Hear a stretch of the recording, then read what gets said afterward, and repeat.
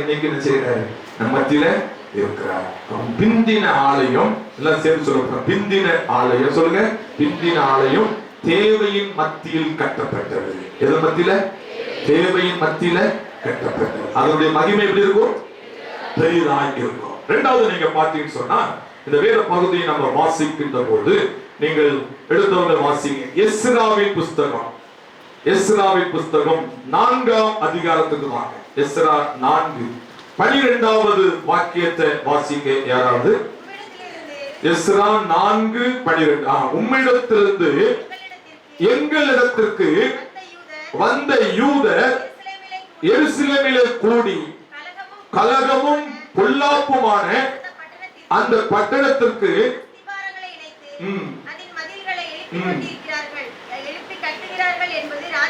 ராஜாவுக்கு அறிவதாக. அதே அதிகாரத்தில் 23ஆம் வசனத்தை வாசிங்க.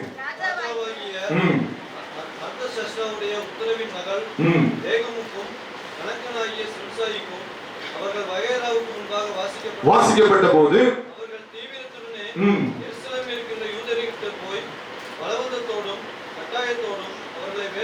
அவர்கள் வேலை செய்யாதபடிக்கு என்ன செய்தார்கள்? நிறுத்தி போட்டார்கள். சொல்லுங்க, வேலை செய்யாதபடிக்கு என்ன செய்தாங்களா?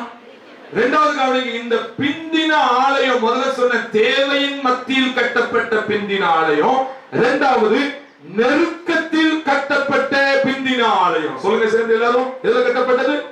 சத்தம் போதாது. எதுல கட்டப்பட்டது? இப்ப வேலைய ஆரம்பிச்ச உடனே நம்ம புத்தியை காட்டுறான். மொட்டை கடிதம் எழுதிட்டான்.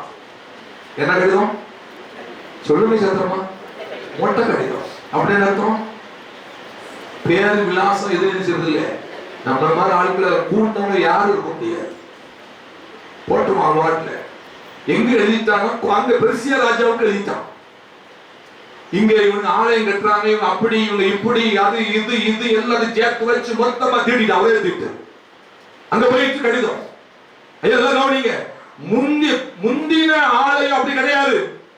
முந்தின ஆலயத்தை யாரும் கீச்சு மூச்சு நினைக்க முடியாது.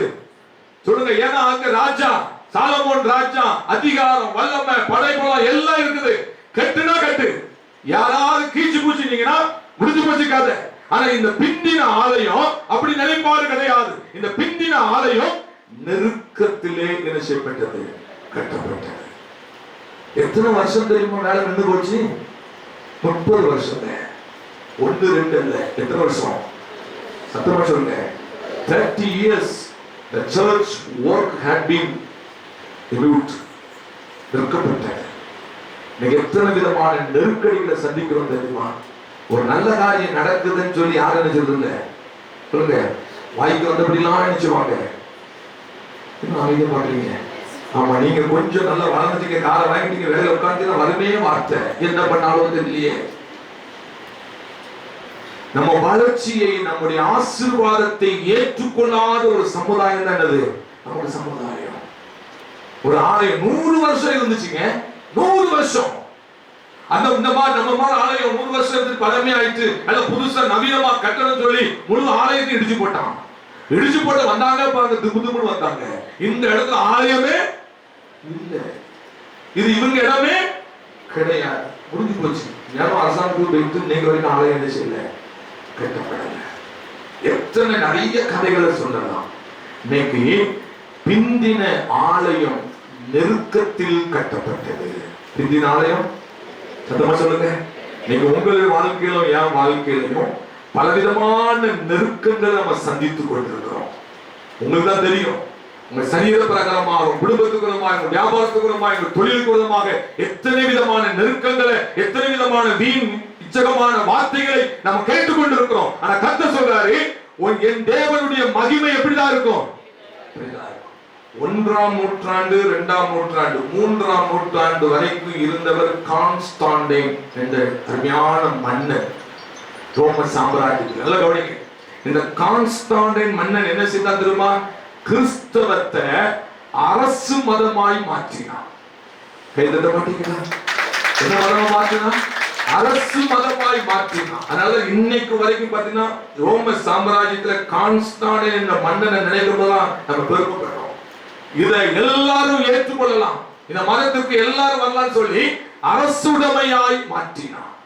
அவனுக்கு பிறகு வந்தவன் ஜூலியன். சொந்தக்காரன் தான். கான்ஸ்டான்டினுக்கு பிறகு வந்தது யாரு? ஜூலியன். அவன் என்ன சொன்னான் தெரியுமா? கிறிஸ்தவத்தை வேறறுப்பேன், கிறிஸ்தவத்தை வேறறுப்பேன்.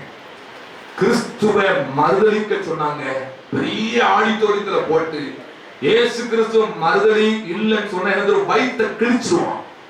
கத்தி வச்சு வயிற்ற கிழிச்சு பன்றிகள் சாப்பிடுகிற தவுட்டை எங்க வச்சிருவான் சொல்லுங்க? வயிற்றுக்குள்ள வச்சிருவான்.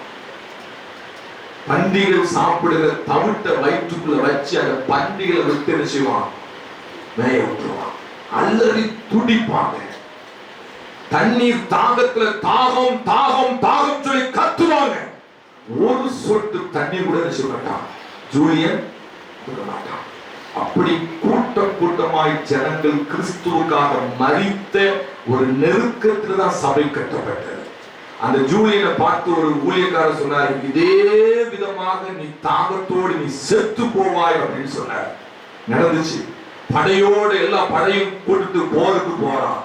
போர்ல தோற்று திரும்பி வரும்போது தண்ணீர் தாகம் ஒரு இடத்துல என்ன இல்ல.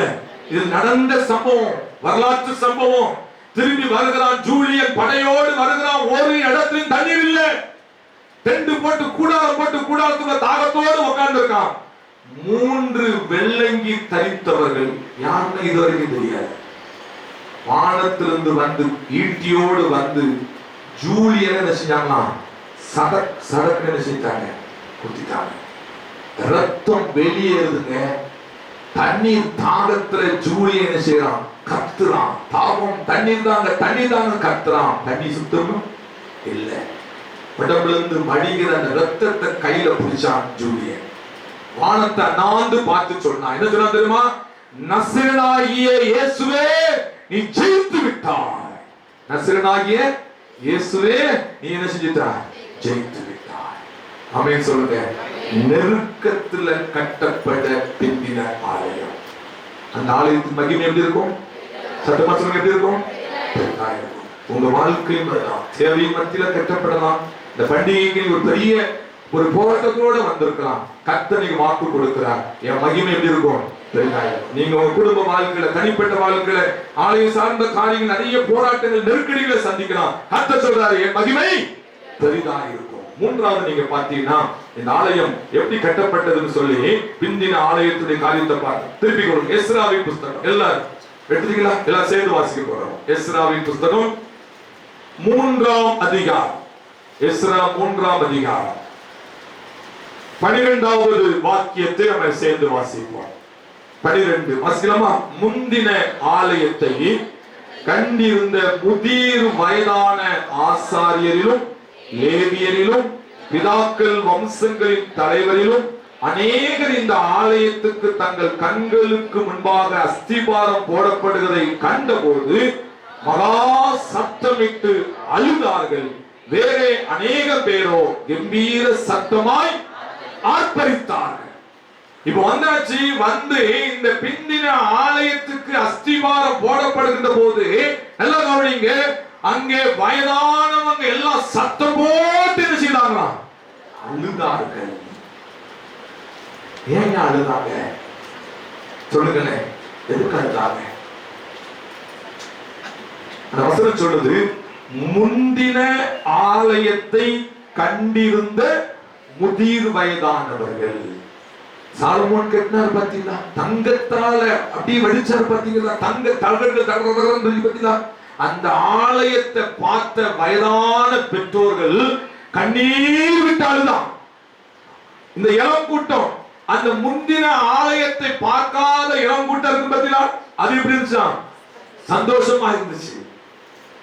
ஆனால் முந்தின ஆலயத்தை பார்த்த வயதானவர்கள் ஏன் அழுகிறார்? சத்தமிட்டு அழுதாங்கன்னா நல்லா கவனிங்க. 3வது, இந்த பிந்தின ஆலயம் பாவ உணர்விலே அல்லது பரிசுத்தத்திலே கட்டப்பட்டது. எதில் கட்டப்பட்டது? பரிசுத்த பரிசுத்தத்துல கட்டப்பட்ட ஆலயம். ஏன் தெரியுமா? இப்போ அவங்க அழுகுறாங்கன்னா என்ன அர்த்தம்?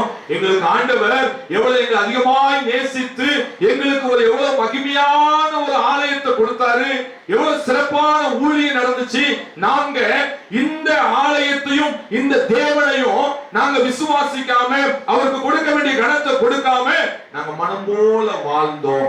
எங்க கண்ணுக்கு முன்னாலே இந்த ஆலயம் என்ன செய்யப்பட்டது? இடிக்கப்பட்டது. இதாங்க உண்மை. பாவம் உணர்வு இல்லை, பரிசுத்தம் இல்லை. எதையும் ஆண்டவர் இடிச்சு போட்டுறாரு, எதையும் இடிச்சு போட்டுறாரு. ஒழுங்கான ஜீவியம் இல்லை அப்படின்னு சொன்னா அதுக்கு சாட்சி இந்த வேத பக்தி. எவ்வளவு அழகாய் நேசித்து ஜனங்களை கட்டினார், எவ்வளவு அழகாய் எனக்கு சொந்தமான ஜனம் என்று சொன்னார், எவ்வளவு அழகான ஆலயத்தை கொடுத்தார். நீங்களும் நானும் அதற்கு உகந்தவர்களாய் இல்லை என்று சொன்னார். தீக்கிரையாகவும் நினைச்ச மாட்டாரு, தயங்கவே மாட்டார். அதான் அழுதான். ஐயோ எவ்வளவு மேன்மையான